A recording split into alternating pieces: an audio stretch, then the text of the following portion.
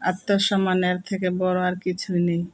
কে তোমাকে একবারের জন্য ছোট করলেও তাকে চিনে রাখো এবং তার থেকে দূরে থেকো, কারণ প্রশ্রয় পেলে সে একই কাজ বারবার করবে। সুপ্রিয় দর্শক, আসসালামু আলাইকুম। আপনারা সবাই কেমন আছেন? নিশ্চয়ই ভালো আছেন। আলহামদুলিল্লাহ, আমরা পরিবারের সবাই বেশ ভালো আছি। তাই প্রতিদিনের মতো চলে আসলাম আপনাদের মাঝে আর একটা নতুন ভিডিও নিয়ে। কেমন আছেন আমার সমস্ত আপুরা? নিশ্চয়ই ভালো আছেন, যে যেখানে আছেন সুস্থ আছেন, নিরাপদে আছেন। আজকে ভিডিওর মধ্যে কী কী কাজ করলাম তা আপনাদের মাঝে তুলে ধরলাম। ভিডিওটি স্কিপ না করে সবাই দেখতে থাকুন। আজকে আমি আমার ছেলেদের জন্য আইসক্রিম বানাবো তরমুজ দিয়ে। তাই আগে তরমুজটাকে কেটে ব্লেন্ডার দিয়ে ব্লেন্ড করে নিচ্ছি। আর এদিকে তো দেখতে পেলেন আমার দুই ছেলে কত দুষ্টামি করে। আমার ছোট ছেলের গাড়ি দিয়ে এখন বড় ছেলে খেলতেছে। দুই ভাই বাসায় থাকলে অনেক দুষ্টামি করে, অনেক খেলাধুলা করে। আর এদিকে আমার তরমুজটা ব্লেন্ডার দিয়ে ব্লেন্ড করে নিয়েছি। এখন একটা ছাঁকনি দিয়ে এগুলোকে ছেঁকে নেব, কারণ এগুলোর মধ্যে অনেক বেশি আছে, এর জন্য ছেঁকে নিয়েছি। এখন আমার তরমুজটা ব্লেন্ড করে নিয়েছি। এখন এটার মধ্যে আমি চিনি অ্যাড করব। আমার স্বাদ মতো আমি এখন এর মধ্যে চিনি অ্যাড করে দেব। চিনি অ্যাড করার পর কতক্ষণ নেড়ে চেড়ে চিনিগুলোকে গালিয়ে নিব। আর আমার ছেলে মেয়ে তো আইসক্রিম খুবই পছন্দ করে, তাই আমি আজকে বাসায় আইসক্রিম বানিয়ে নিচ্ছি। কোনোদিন আমি বাসায় আইসক্রিম বানানো এই প্রথম, তাও আবার এখন তরমুজের সিজন। তরমুজ দিয়ে বানিয়ে দেখছি কীরকম হয়।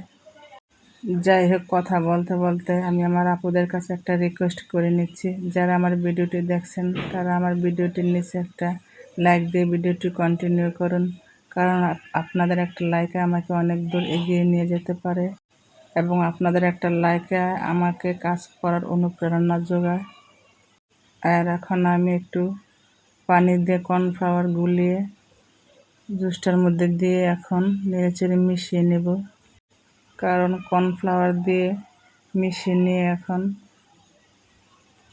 চুলায় একটা পাতিল বসিয়ে নেব, কারণ এগুলা কতক্ষণ চুলার মধ্যে বলক আনিয়ে এটাকে বানিয়ে নিতে হবে। আর আমার কথার মাঝে কোনো ভুল ত্রুটি হলে আমাকে ক্ষমা করে দিবেন, কারণ ভয়েস দিতে গিয়ে বাচ্চা কত বিরক্ত করে, তাই কী বলে ফেলি, তাই আমাকে মাফ করে দিবেন। কত কাজের মধ্যে ভুল করি, কথার মধ্যে ভুল করি। যাই হোক, আইসক্রিমটা বানানোর জন্য এখন আমি তরমুজের জুসটাকে এখন কতক্ষণ বলকানি ফুটিয়ে নিয়ে এটাকে আঠালো করে নেব। কতক্ষণ এরকম করে নাড়াচাড়া করে এটাকে যতক্ষণ আঠালো না হয় ততক্ষণ পর্যন্ত আমি নাড়তেই থাকবো। এখন এটাকে দেখতে প্রায় সসের মতো দেখা যায়।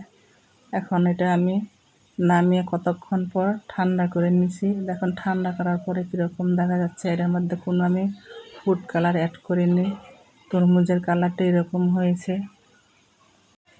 এখন আমি এগুলোকে আইসক্রিমের এক একটা বক্সের ভিতর সুন্দর করে ভরে নেব আইসক্রিম বানানোর জন্য। আর এখন গরমের তাপমাত্রা আস্তে আস্তে বাড়তেই আছে। গরমের তাপমাত্রা ছাড়াও আমার ছেলে মেয়ে আইসক্রিম পছন্দ করে, আর এখন তো গরম, এরা তো আইসক্রিমের কথা শুনে খুবই পাগল হয়ে গেছে। আর এমনিতে ফ্রিজ খুলে আর ফ্রিজ থেকে এরা বড় বাইক করে খায়।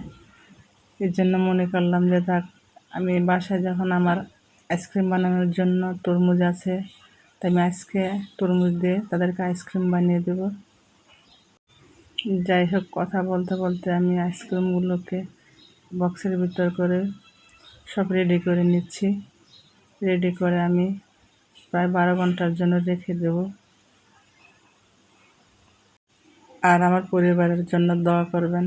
আমিও সবার জন্য দোয়া করি, আল্লাহ পাক সবাইকে যাতে ভালো রাখে, সুস্থ রাখে, নিরাপদে রাখে।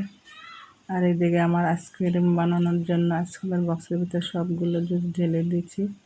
এখন বক্সগুলো এয়ার ক্যাপ দিয়ে মুখটা লাগিয়ে নিচ্ছি, এখন ফ্রিজের মধ্যে রেখে দেব।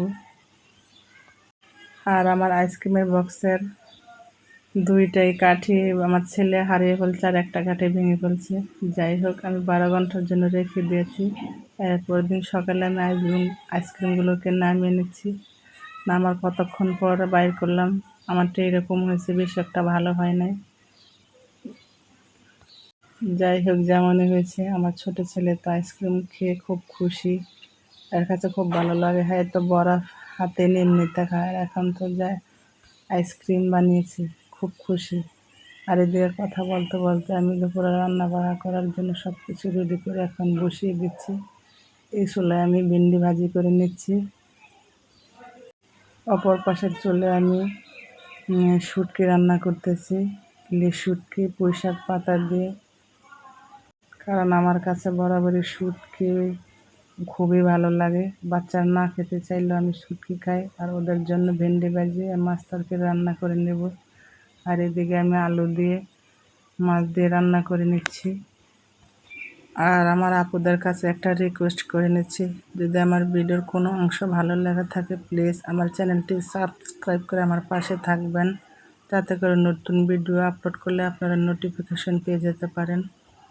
কথা বলতে বলতে ভিডিওটি প্রায় শেষ পর্যায়ে চলে এসেছি। আল্লাহ হাফেজ, আসসালামু আলাইকুম।